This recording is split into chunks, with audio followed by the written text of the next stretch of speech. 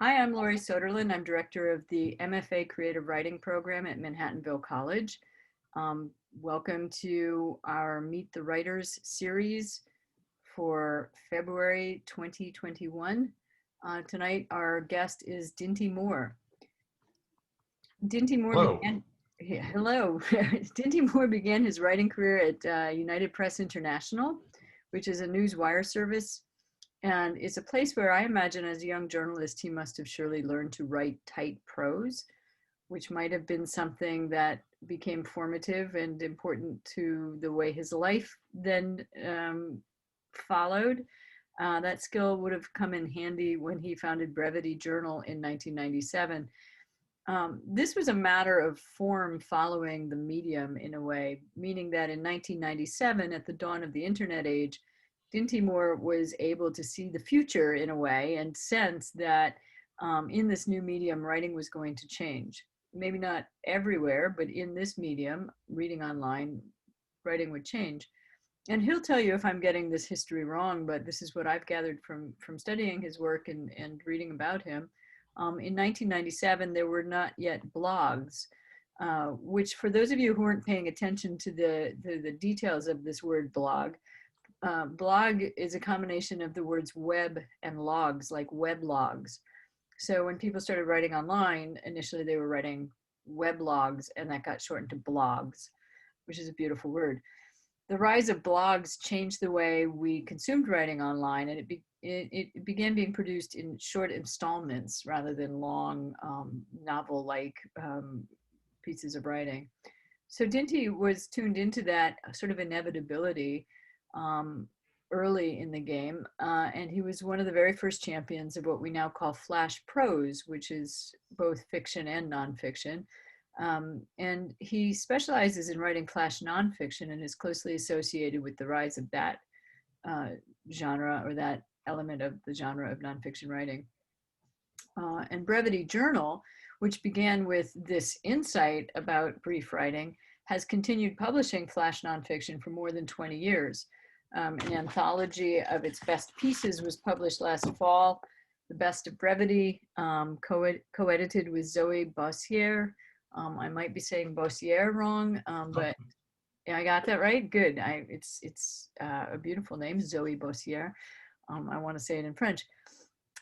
If brevity truly is the soul of wit, I was thinking today, Moore's work displays both of those qualities for sure. His new memoir is released this spring. It's called To Hell With It. And it's a funny romp through the development of our understanding of sin and hell, as shaped in medieval times by the poet Dante. In his book written for the ages, Dante's Inferno, really a poem, we should say.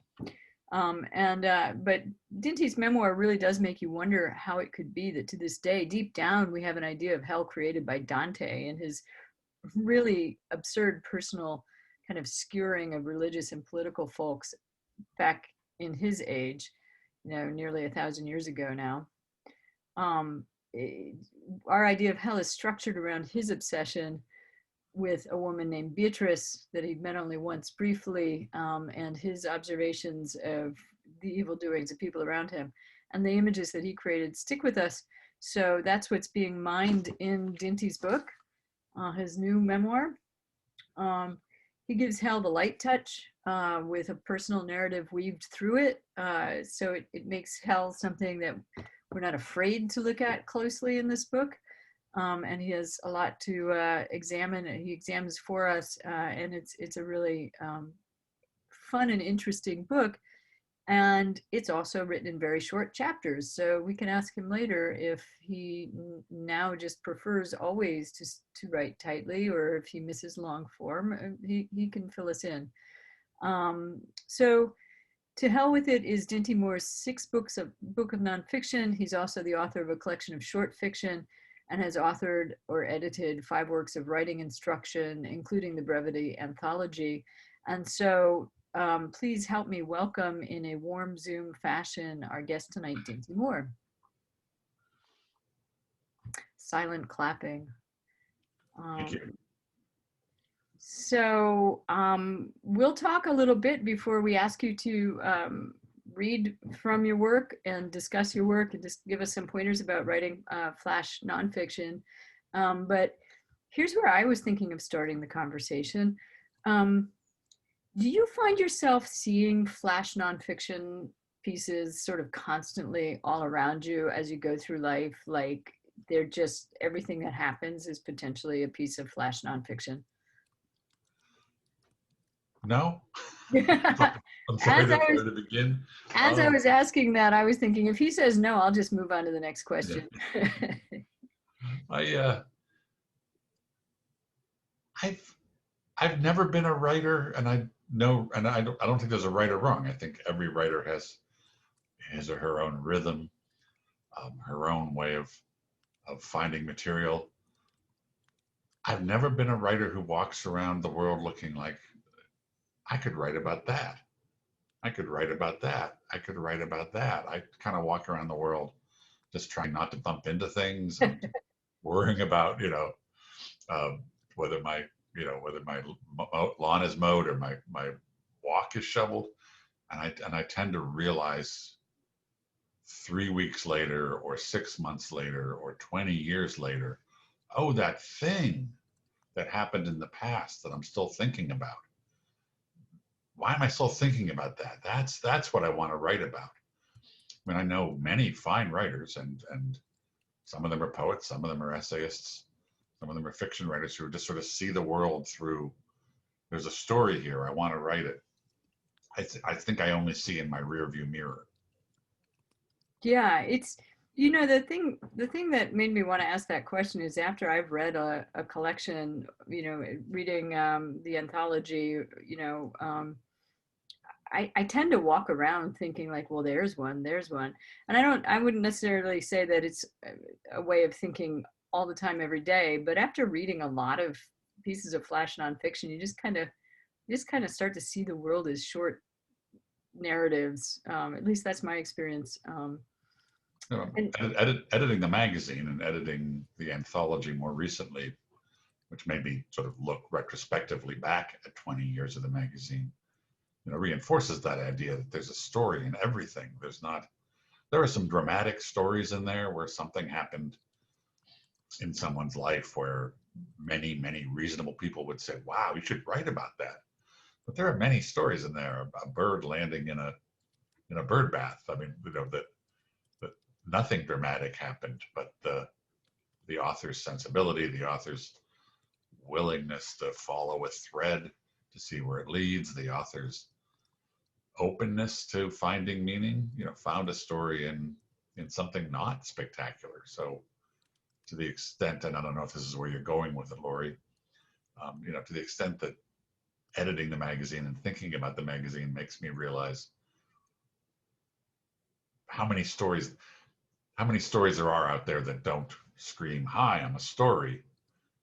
It just takes a detail, a single image that the author is willing to sit with long enough until she finds why that image, wants to be explored.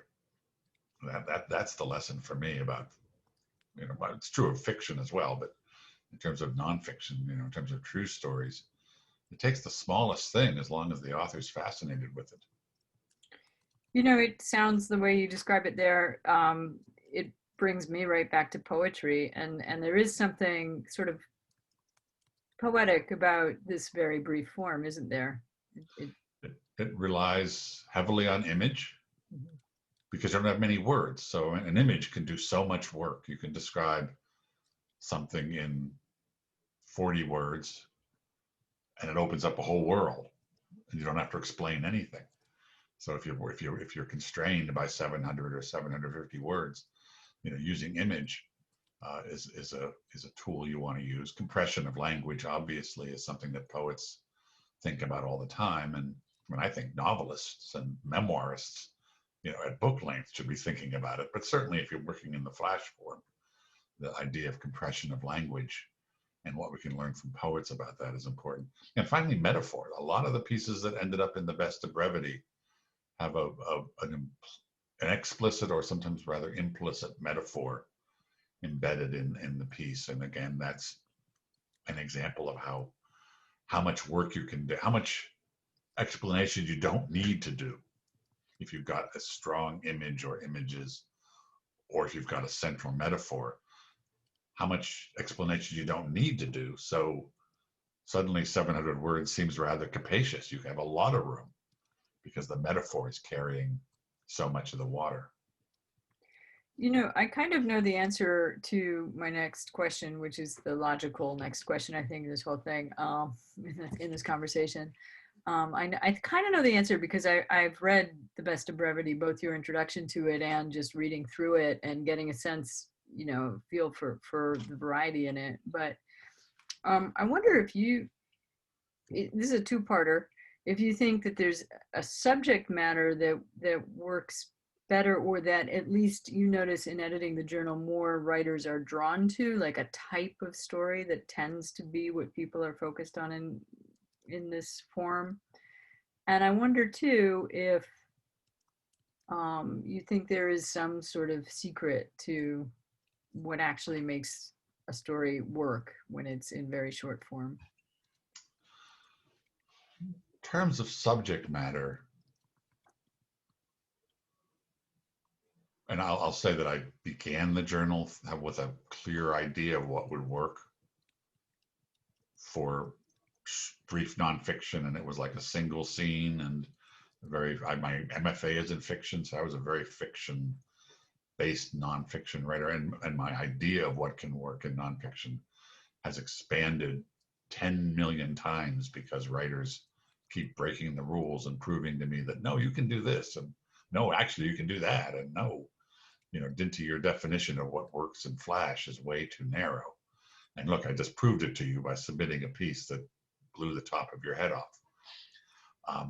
But I think if anything would, I mean, I actually like the fact that there's a variety in there. So I have to actually struggle here to answer the first question. Mm-hmm. But if anything, pervade is the wrong word. If there's anything that shows up again and again, but not in every piece, but in many pieces, it's a singular relationship. So there's the narrator and one other person, that, whether it's a parent, a child, a teacher, a former relationship, um, because of the constraint of time, it's hard to tell a story with 16 characters. So even though 4 or 5 characters may show up, there's always 2 very clearly defined central characters, one of them being the writer / narrator, and the other one being any number of people. But it's a you can explore a relationship like that in that many words in a way Funny. you can't explore a family. It's funny you're saying that. Automatically kind of makes me like, just because I have some sort of oppositional defiance disorder, it makes me just automatically want to try to write a Flash piece that has like 27 characters in it. Yeah. You know, it was like, okay, well, if that's the thing that tends to show up over and over again, is it because it's just that's what is manageable in the form, or is it that people are thinking that way and they're not trying enough to blow it up and turn the other direction? Just curious. Well, it's also something we spend a lot of time thinking about. You know, Right. the things this is just general writing advice. The things, if you can't sleep in the middle of the night, and apparently during this pandemic, that's even more widespread than usual.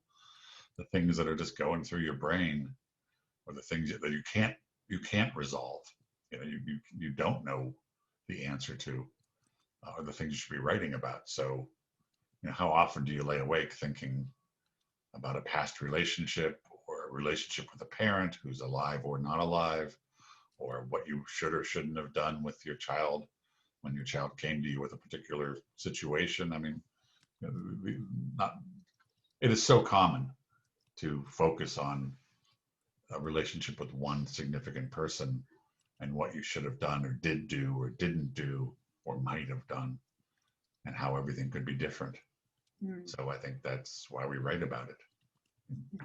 Maybe everything I'm saying is true of the novel too.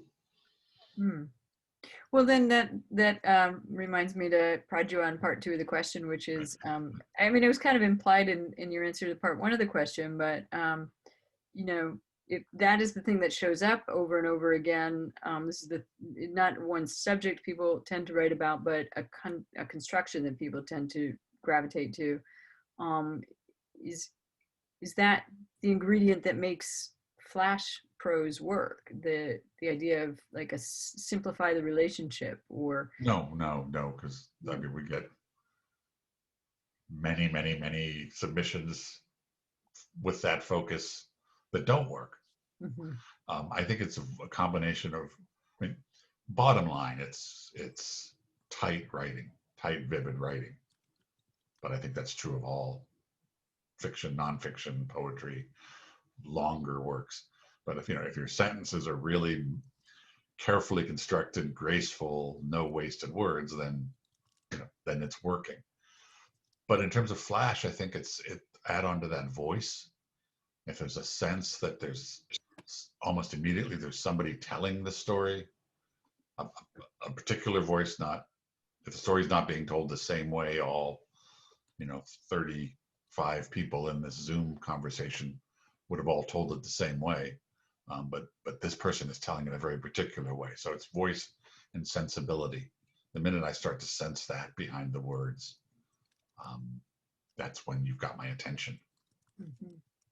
That's great. I wonder if we could back up a little bit, and in my introduction, I suggested that maybe a background in journalism led you to being sort of natural in the short prose form, but that's only because I have background in journalism too, and I just remember writing tight was harder than writing long, and so it was good practice. But I don't mean to imply that that was true of your experience. I'm just kind of wondering, really. So I wonder if you could tell me or tell us if writing in what we now call the flash form is something that was of interest to you and you were drawn to and working on before the opportunity to kind of seize on this moment where the medium changed and you could jump into that. Was this something that you'd been developing before it had its moment, or how did it evolve? It is so tempting to say yes. I loved your introduction, Lori, because it wonderfully implied that I knew what I was doing when I was doing it. Um, I was a journalist. I wanted to be a writer growing up. My dad was a car mechanic. We were not a very happy family, but also not a very successful family. So, a writer, I didn't know anybody who wrote books or anybody who read the New Yorker. I didn't even understand what literature was, other than you had gone to an Ivy League school and you were dead if you wrote literature. So my only option was to become a journalist. So I became a journalist. I'm eternally thankful for it afterwards, but at the time I was like, this isn't really what I want to do. I want to express myself. So I bailed out of journalism at age 22, got into experimental filmmaking, went into modern dance of all things, performed as a modern dancer, studied in New York, studied acting, did some stage work, did some really weird TV commercials in the Philadelphia market. Decided I wanted to be a visual artist for a while because I wanted to be an artist and I wanted to express myself. And then I was 30 years old and said, wait a minute, the only thing you were ever good at was writing. And it was around then that I realized, wait, a writer can be an artist? Is that true? I was slow. I was a slow learner. So I kind of stumbled backwards into most of the important decisions in my life. So then brevity came along. There's this thing called, and I studied, by the way, I got my MFA in fiction it started around age 30 or so, and started as a fiction writer. But when I started brevity, I kind of, the story I tell, and I have a very self-depreciating sense of humor. My mother always said, hide your light under the bushel so nobody notices you. So I have a story I tell that I started brevity because I wanted to learn how to code HTML, which is partly true. The internet was really new and I was kind of a geek and was kind of curious. And I said, well, let's do Flash because then I don't have to read that much. What if I got like 20 submissions a month? I don't want to read all that long work. So I'll ask for really short pieces. I I'm getting older and listening to your introduction and thinking and publishing the anthology. Maybe I was smarter than I give myself credit for. I wasn't a genius, but maybe I did understand something about the internet and writing short and how things were going to work out once the internet caught on. But I certainly couldn't articulate it at the time. At the time, I was like, this goes back to when I bailed out of journalism and said, let's become a filmmaker, and then, oh, let's be a dancer. But moving more to the subject of this conversation, I feel like at all these stages in my life, I was like, I don't know, let's try this and see if that works. Well, here's an idea. I hope it's not a horrible one. And then you look back and you go, well, some of this stuff actually worked out. So I don't know if that makes sense to anybody, but Sure. Well, I mean, I didn't have a coherent plan. right. Maybe I had some good instincts and intuition, and at this stage in my life, I'm going to say thank God for it. Yeah, I think that's the thing is that I think life is easier understood in hindsight, right? So, you know, when it's always interesting to kind of look at a person's accomplishments and just see how like, wow, that makes a kind of a sense that you maybe couldn't realize in 1997. But there had to have been, I mean, you could just call it luck, but there had to have been intuition. And it sounds like what you were saying is the medium that you were working in as you were learning HTML actually uh, did suggest to you what type of writing would work best because you didn't want to sit there reading like big long submissions for a computer thing. I mean, just whether it was a really conscious decision or not, it seems like those pieces were lining up in your mind. I knew it was going to be an internet-based journal, though we called it the World Wide Web back then. Mm-hmm. Um, and even, and people didn't want to read 20-page stories on a computer. Computer screens were much cruder back then. But nobody wanted to read a 20-page story on their computer screen. Yeah. Though the discussion groups that were, I actually remember the day that I turned to a friend of mine and said, "There's this new thing called the World Wide Web, and there's like 1,000 web pages out there already." And that was like, wow, that many. Um, so it was already clear. It was already clear that this was going to become something larger than we imagined. This was blowing up day by day. Everybody was talking about it, and shorter things were going to work better than longer things. So, Yeah. sort of somewhere between intuition and practicality. Well, and in an entrepreneurial sense, to leap on the moment, seize the moment. I mean, Yeah. I think I can recall similar stories to being like, oh, there's this thing, the World Wide Web, and it's going to be huge. And I was like, ugh, come on, I don't want to Yeah. have to learn that, right? So, I mean, you know, you had the instinct to go and grab it and write it, and look where it took And you. I want to give credit where credit is due. You mentioned me being I am a pioneer in flash nonfiction. I guess I should own up to that. But at the time I was starting the journal, there were a lot of flash fiction books, anthologies. Jerry Stern had one, and Robert Shepard had one. There was a real movement in the late '80s and early '90s for flash fiction, and I did collect and look at those anthologies and think this is really neat. I really like these really short flash pieces. There wasn't much happening with short nonfiction. Judith Kitchen was there in the print version, but she allowed up to 2,000 words, which to me seemed scandalously long. So, but the pioneers in flash fiction were my inspiration. I wouldn't by any means include myself among them. Um, And Judith, who I loved and love today, was also a pioneer. She just had a more generous word limit than I did. yeah, and did it in a different format Yeah. by sticking with print. I'm gonna just ask one more question and then turn it over to you for reading and whatever wisdom you want to give our folks. So the kind of last area that I want to make sure not to miss is to circle back first of all to the fact that you studied fiction as an MFA student, and I know you have a collection of short fiction out.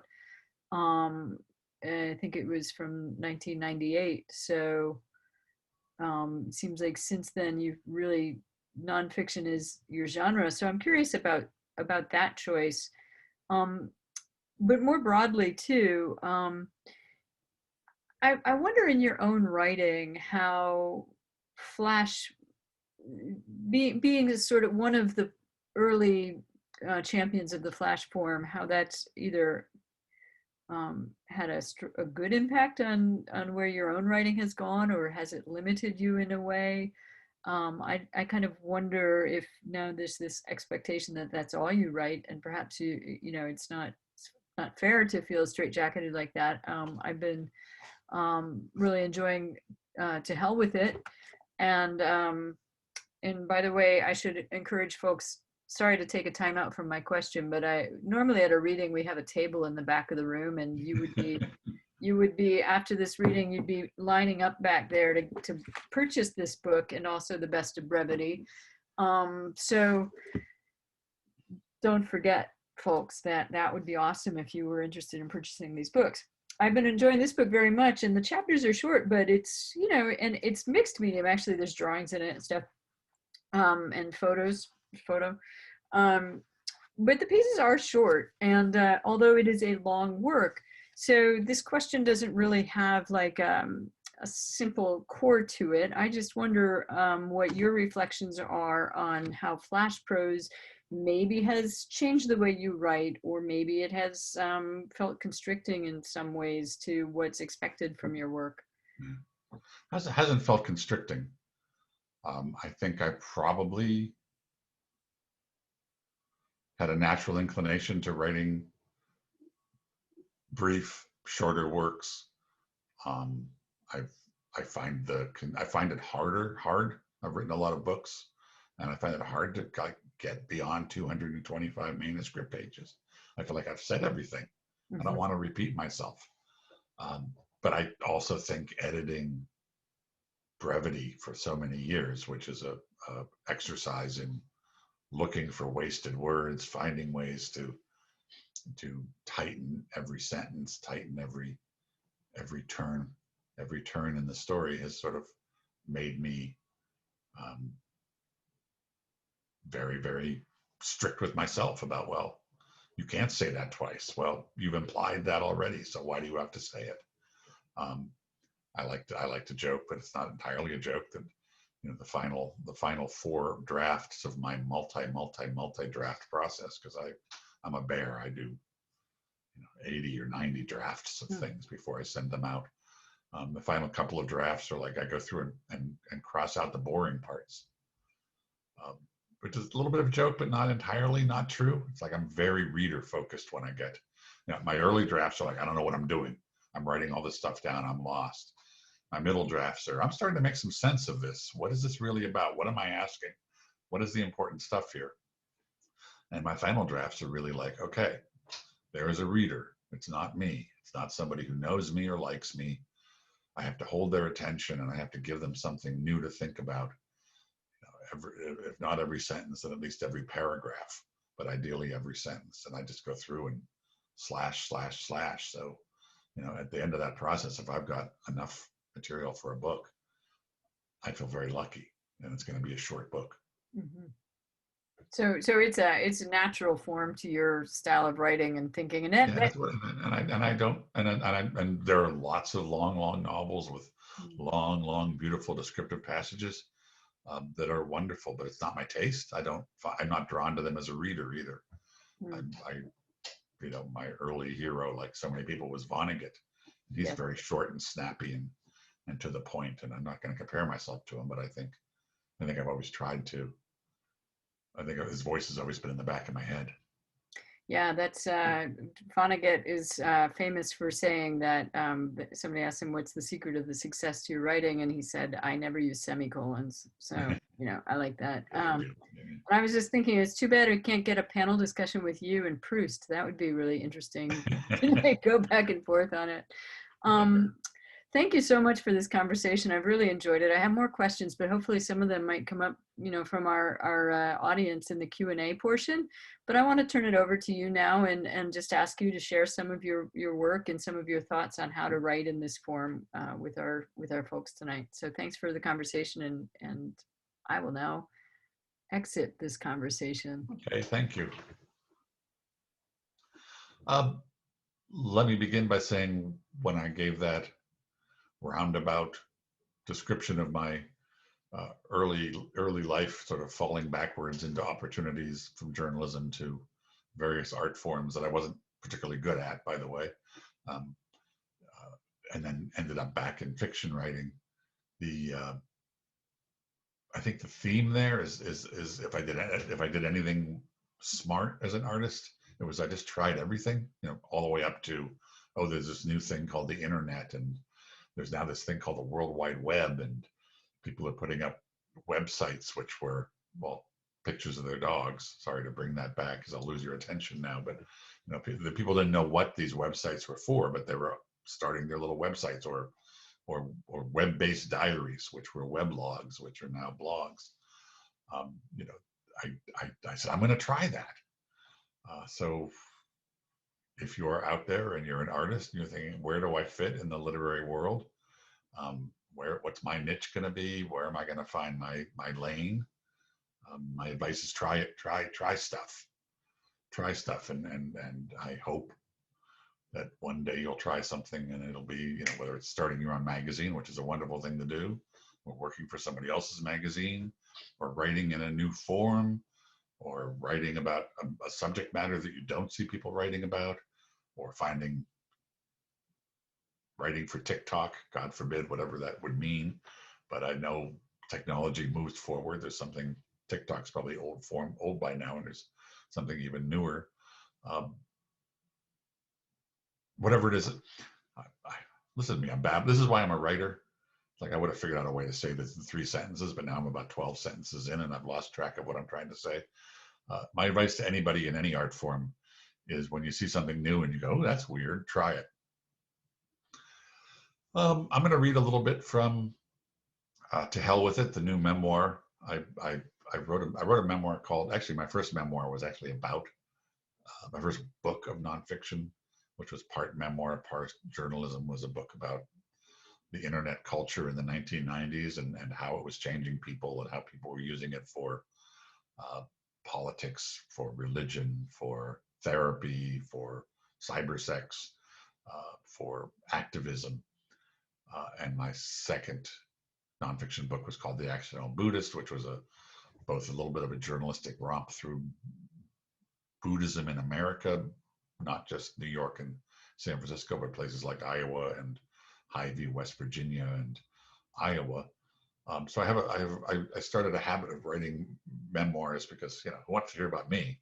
Writing sort of memoir pieces where I sort of talk about my own life and some other subject matter. What's going on with this thing called internet culture, or how does American Buddhism fit into, or how does Buddhism fit into America, a country that seems to represent everything the opposite of slowing down and being mindful. So this latest memoir is also about religion, also about theology, also about everybody's, depending on what faith you were raised in, you may or may not have encountered the ideas of hell and original sin. If you were raised Catholic, you certainly did. If you were raised Christian, you were certainly adjacent to many of these messages. But one of the ideas embedded in the book is that even if you weren't raised Catholic or Christian, and even if you rejected those ideas early on, the idea of hell, if we're bad, we're going to go to this place and we're going to burn forever and ever and ever, because God loves us so much. And the idea of original sin, that actually we're born bad, and that's why Jesus had to die this horrible, horrible death, because deep down inside there's something wrong with us. These ideas, which were central to my Catholic school childhood, are actually like hard, are sort of baked into Western culture. If you go through any European art museum or the European art and American art museums, it's all this religious imagery based on these ideas of that we're talking about. The American judicial system is sort of based on some of these notions of hell and retribution. Um, Literature, Dante, all of these things. So I kind of feel like these notions have gotten into all of us. Some of us directly, we went to Catholic school, some of us indirectly, um, through other sorts of religious experiences, some of us even more indirectly, because it's really part of how we talk about good and evil in our country and in our world, and how we talk about um, uh, well, a lot of things. So I'm going to read a chapter. I believe it's chapter 3. So the book is called To Hell with It. It's based on Dante's Inferno. The chapters follow the various levels of hell that Dante goes through, and I sort of explore the various sins at the heart of each level of hell through my own lens. This chapter is called The Burning Bush. It begins with a quote from Dante's Inferno, Canto 5. I learned they suffered here who sinned in carnal things, their reason mastered by desire, suborned. Nora Serafini had a toy cash register made of cheap painted tin. The register was about 1/4 the size of a real one, but it worked, popping numbers up in a small window, ringing a shrill bell each time the money drawer slid open. Her brothers and I were playing Rock'em Sock'em Robots just across the living room from Nora. Mark was handling the blue bomber while the younger Chris and I alternated turns with the red rocker, trying our very best to dislodge our opponent's grotesque, spring-loaded head.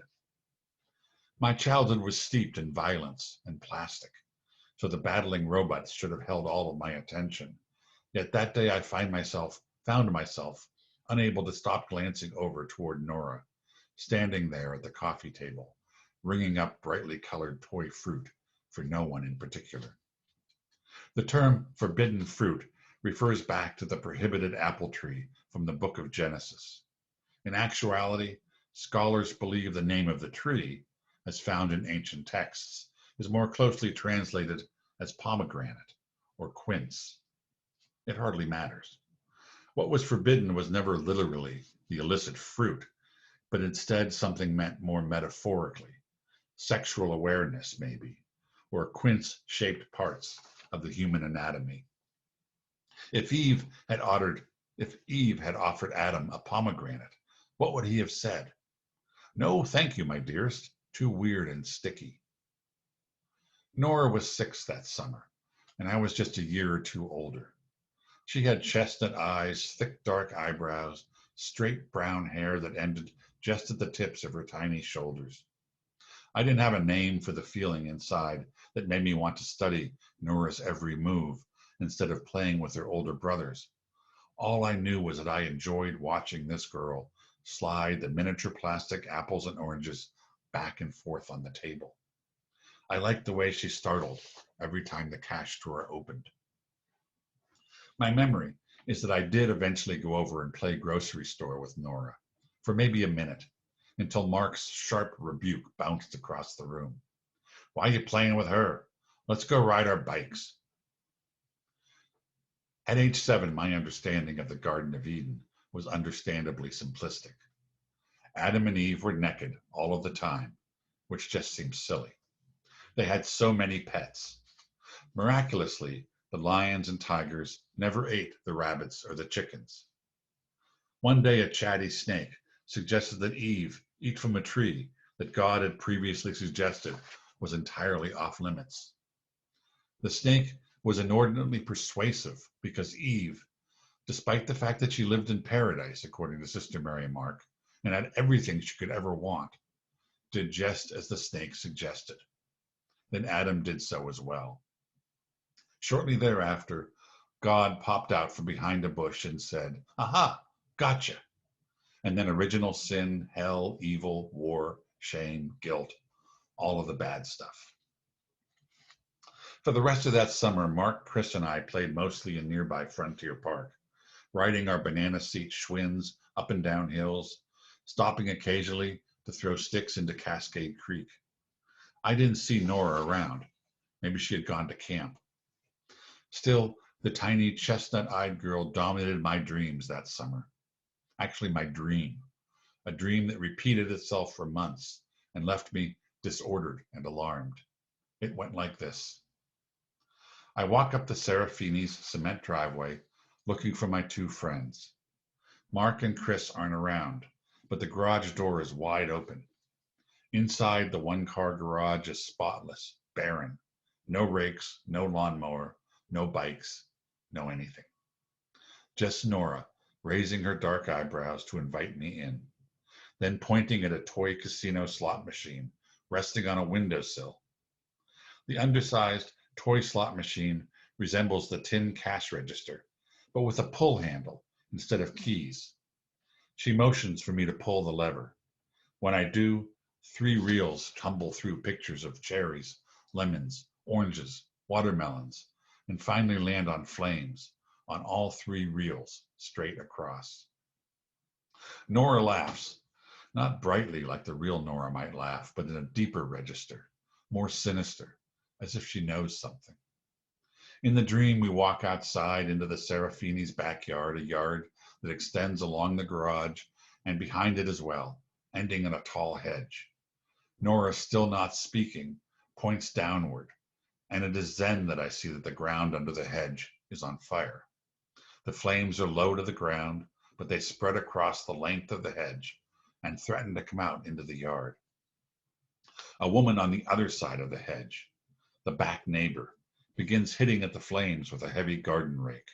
She calls out repeatedly for help.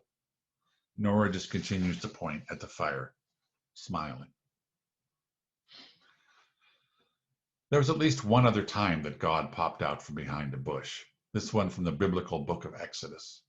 Moses is said to be hanging out on a hill, tending to a flock of his father-in-law Jethro's sheep, when unexpectedly he sees a bush on fire, a fire that continues to burn without consuming the leaves and branches.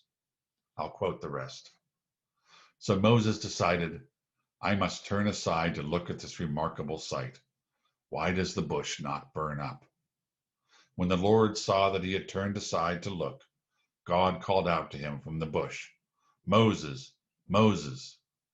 Moses answered, Here I am. Clearly the Lord works in mysterious ways. My burning bush dream continued into July and August. I would pop awake always at the moment the back neighbor cried for help and began swatting at the flames with her heavy garden rake. I would pop awake with Nora still pointing and smiling. I would pop awake feeling shame and fear. Somehow, I knew that I was responsible for that mysterious fire. I knew that my reason had been suborned by things carnal, even though I didn't know the words.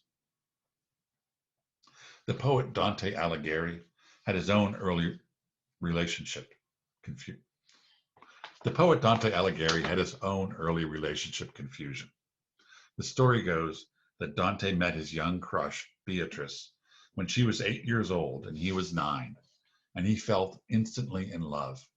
He fell so much in love that he remained infatuated throughout his life. For years, historians tell us, Dante would frequent various places in the center of Florence, where he thought it likely he might catch a glimpse of Beatrice. He would sit silently just to watch her pass, which is very romantic. Or is it maybe just a bit creepy? It was 9 years after their initial meeting that she spoke to him for the first and only time. This encounter, the fact that she said, Ciao, Danny boy, or something along that order, filled him with such joy that he retreated to his room to, they say, think about her. That perhaps is a bit creepy too. When a few years later, Dante learned of Beatrice's death, he began composing poems dedicated to her memory. The collection of those poems became his first book, La Vita Nuova. In the opening sonnet, Dante describes what may very well be his first erotic dream. After the chance meeting, the one where Beatrice speaks to Dante for the first and only time, he returns to his room. He thinks about her. and he falls asleep. In the dream that follows, a male figure appears to the Florentine poet, proclaiming in Latin, "I am your lord." The figure holds Beatrice in his arms, and she too is sleeping. In one hand, the mysterious figure displays a thing that was burning in flames, which it turns out is Dante's heart, engulfed in fire. The figure then awakens Beatrice and forces her to eat the red-hot organ. What can I say? The Lord works in mysterious ways, and Dante clearly had issues. The story of Eve and Adam has been with us for at least 3,000 years, and probably much longer, given the oral tradition that predates the ancient Hebrew texts. For such a simple story, a few characters and one significant action, it has had enormous staying power. Not unlike I Love Lucy, the 50s sitcom, the one where the goofy, childlike wife is always getting herself into some new kind of trouble and inevitably dragging her patient, forbearing husband into the mess. I ate the apple. Oh, what have you done, Lucy? What if the big boss finds out? I don't know, Ricky. Maybe there'll be eternal suffering for everyone. Ay, caramba. Sex is dirty, wicked, depraved, and immoral. It will be punished. That's the subtext of the prohibited pomegranate in Eden's story. And we are horrible, ghastly people because all we ever do is think about sex all the time. So just stop thinking about it. How did that work out? Priests and nuns in the Roman Catholic tradition are required to be celibate. Buddhist monks are too, with a few rare exceptions. Hinduism stresses abstinence. Other faith traditions are a bit less rigid, allowing sexual intercourse, even for clergy, as long as it occurs inside of monogamous marriage. But except for some scandalous outliers, all religions seem to agree that sexual activity of any kind before marriage is wrong, sinful, to be avoided. One problem: many of those who find themselves before marriage are young, just coming into puberty, or stumbling out the other side of puberty, rather dizzied by the swirling hormonal surges. Picture this: two locomotives.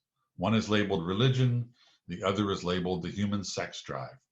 Both trains are on the same tracks, facing one another, hurtling forward at breakneck speed. Ouch. Which brings us once again to St. Augustine, the angst-ridden, willy-nilly Bishop of Hippo. His 5th century theological writings, most notably Confessions and City of God, shaped much of the Church's canon law, and thus shaped much of current Christianity. Augustine had his own odd thoughts on sexuality, including some peculiar ideas related to the disobedience of the penis. It was Augustine, by the way, who pinpointed for the first time how original sin passed from Adam to his sons Cain and Abel, and on to Cain and Abel's sons, and on to their sons, and so on and so forth, all the way to Anthony Weiner. Original sin, Augustine surmised, with no biological or theological evidence, passed through a man's semen. So we aren't, in fact, just born sinners. We are sinners from the moment of conception, little sinner swimmers, evil sperm. Augustine, of course, was just as screwed up about carnal desire as our friend Dante. History informs us that Augustine spent his youth showing his disobedient penis to as many women as possible, and at 17 took on a mistress, the term was concubine back then, fathering an illegitimate son. His unholy actions, which lasted until his religious conversion at age 32, were a great disappointment to his mother, now known as Saint Monica. Augustine's long, convoluted spiritual memoir, his Confessions, relates in infinite detail the author's fretful guilt over all of this early bad behavior and his later in life efforts to nail down the cause. What he came up with, as you may remember, is that we are all, at our core, wicked, unworthy, and shameful. And upon that dismal rock, much of Christianity was built. Dante portrays the lustful sinners locked in hell's second circle as flocks of birds, foundering in the wind's rough buffetings, upward or downward, driven here and there, with never ease of pain, nor hope of rest. If you've survived puberty, you know the feeling. My teen years had me foundering as well, buffeted, driven here and there with never ease of pain. The celibate nuns who literally beat into me the rules of right from wrong somehow convinced me that sex of any sort, even light petting, even thinking about light petting, was shameful and perverse. So much so that if I let on just slightly to Mary Kate or Eileen how I felt about them, they would surely slap me, mock me to all their friends, and call Monsignor Flaherty at home just to rat me out. I was clearly and unequivocally responsible for that mysterious fire. I was born to sin.